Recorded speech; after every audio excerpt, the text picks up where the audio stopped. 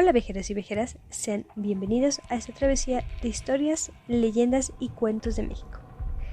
En este episodio va a ser el primero que va a dar inicio a nuestra segunda temporada, así que sin más preámbulo, vámonos con nuestra historia de hoy, la cual se titula como El beso de Aguascalientes, o también se le conoce como Libertad por un beso.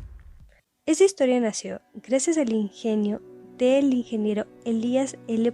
Torres, quien recuperó en un escrito lo que decía el pueblo sobre la soberanía de este estado, lo cual levantó gran polémica en el pueblo, sobre todo en las recatadas y buenas mujeres de Aguascalientes. Se cuenta esta narración que doña Luisa Fernández Villa de García Rojas, oriunda de Aguascalientes, hija de don Diego Fernández Villa, conocido como comerciante del lugar, se casó con Pedro García Rojas en 1822 y de hecho ellos concibieron a su primera hija, que es doña Francisca, en el año de 1924. Doña Luisa era una mujer atractiva, caritativa, generosa, que como a todos los aguascalientes deseaba que su estado fuera independiente y sacudirse del yugo zacatecano, es decir, liberarse de la tiranía de los tuzos. Rezaba un incendiario manifiesto de la época, anhelo que no podía cristalizarse mediante una revolución, ya que no se podía enfrentar a este contra los poderosos enemigos de Zacatecas. Don Pedro García Rojas se distinguía por su prominencia en la política y su riqueza.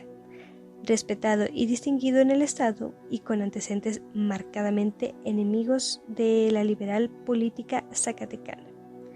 La ciudad de Aguascalientes fue fundada en 1575, según consta en la cédula de Felipe II, fechada en Madrid el 22 de octubre de ese mismo año, siendo sus fundadores Juana de Montoro, Jerónimo de la Cueva, Alonso Alarcón, entre otras personas, quienes se instalaron en las cercanías de los manantiales de aguas termales que hay en esta ciudad.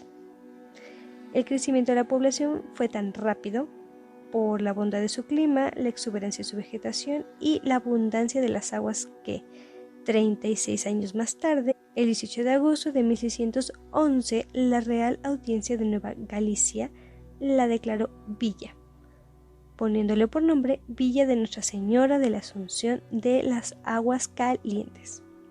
Durante muchos años siguió dependiendo del gobierno de Nueva Galicia, hoy Jalisco, y todavía cuando el conde de Gálvez, virrey de México, dividió la Nueva España en 12 intendencias y siguió perteneciendo al estado de Jalisco.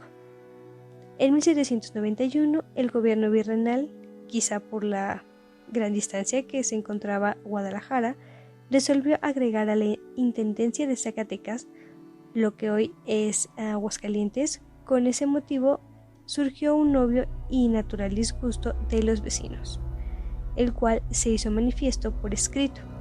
Hubo súplicas, pasquines y el descontento fue creciendo a medida que el tiempo pasaba, sin que nunca aceptaran semejante cambio. También hubo con frecuencia escándalos y motines que duraron hasta la compleja independencia del estado. De manera que desde Aguascalientes fue agregado a la dependencia de Zacatecas, el más grande anhelo de todos sus habitantes era justamente independizarse. Sin embargo, pasaron varios años y Aguascalientes era un suburbio de Zacatecas. La gente sentía gran encono con los zacatecanos. De hecho, los que menos culpa tenían eran ellos en este asunto. El 1 de mayo de 1835, don Antonio López de Santana llegó a la ciudad de Aguascalientes, de paso para Zacatecas. Llevaba un contingente de 3,000 hombres, con los cuales iba a someter al turbulento estado de Zacatecas, que había tenido la audacia de sublevarse contra él. Dice también este ingeniero que la causa en el fondo era que las ideas liberales y avanzadas de los zacatecanos no se compadecían con las del gobierno central que habían impuesto a la República al cojo de Tampico. La llegada del general Santana a Aguascalientes fue un gran alboroto. El pueblo se puso en movimiento y se adornó la villa con un gran júbilo. Recibieron a este personaje que es conocido como el presidente. Pernoctaría una noche y las principales familias del lugar se disputaban el honor de recibir en su casa al invencible guerrero. La residencia de don Pedro García Rojas y su esposa doña María Luisa fue elegida.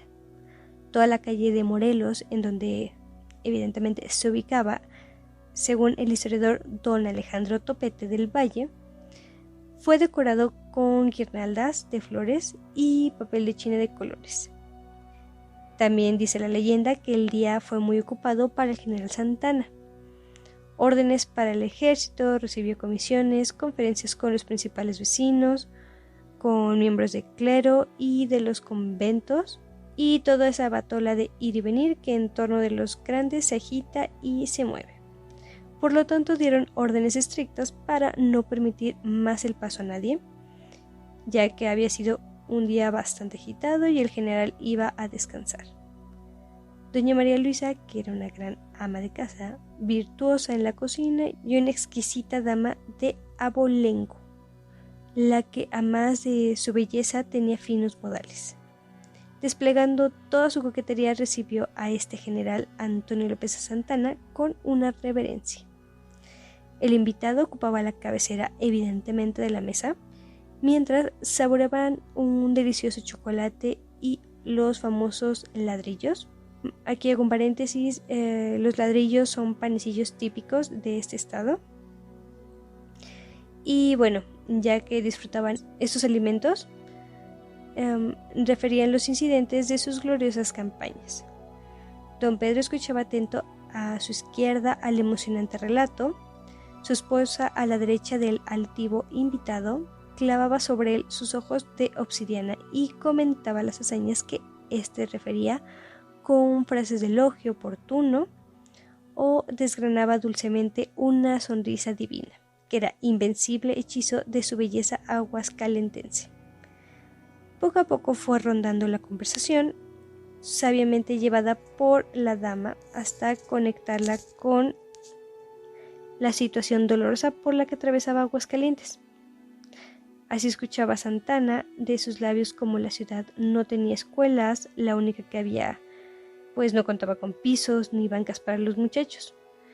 Los que recibían escueta educación sentados en el suelo, que también estaba la fábrica de tabaco, que era el sostén de centenares de obreros y había sido trasladada ahora al estado de Zacatecas solo para pues arruinar la población.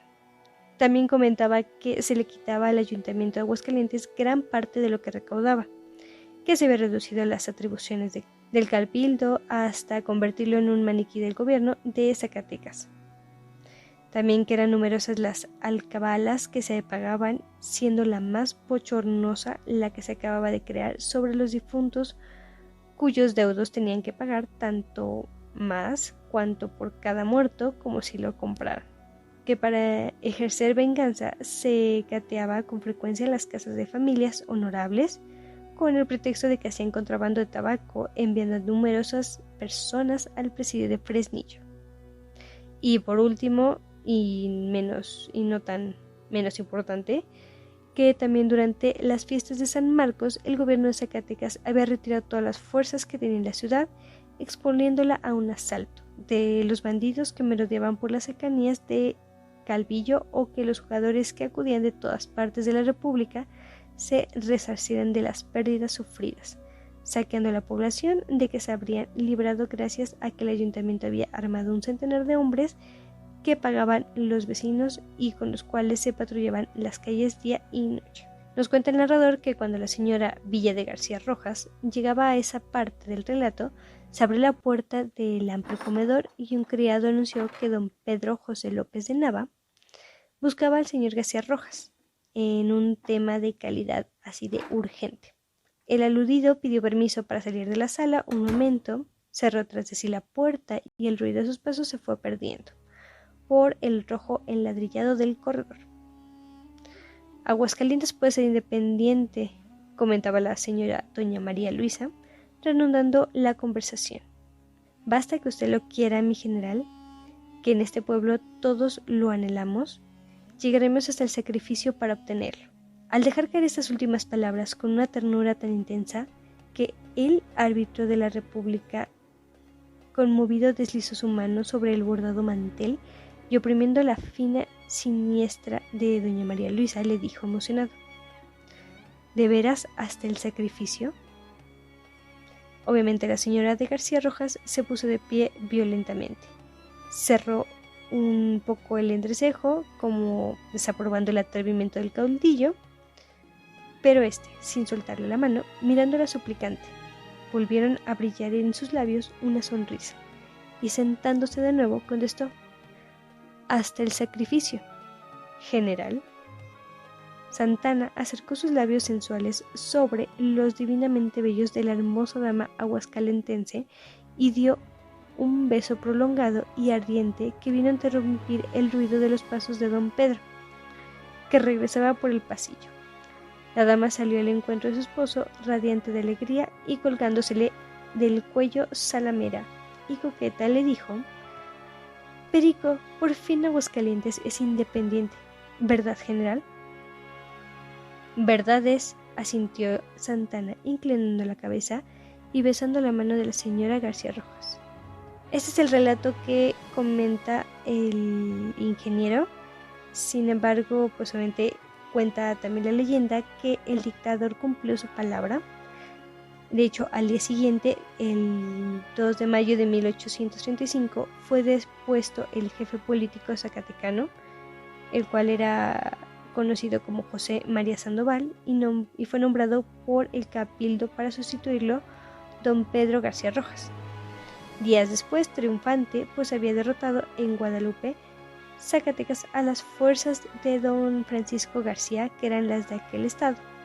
Expidió un decreto fechado en México el 23 de mayo de 1835, confirmando la independencia de Aguascalientes, haciéndolo territorio el 30 de noviembre de 1836. Fue declarado el departamento con la dimensión que ahora tiene el estado, nombrándose como era natural. Así que como primer gobernador de ese estado quedó don Pedro García Rojas.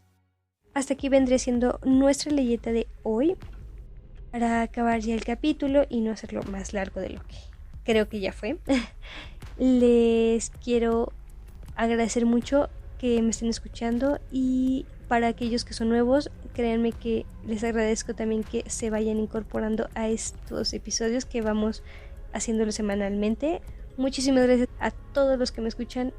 Yo me quiero despedir con mi sola frase, la cual es la siguiente: no existen las casualidades ni las coincidencias, simplemente existe lo inevitable.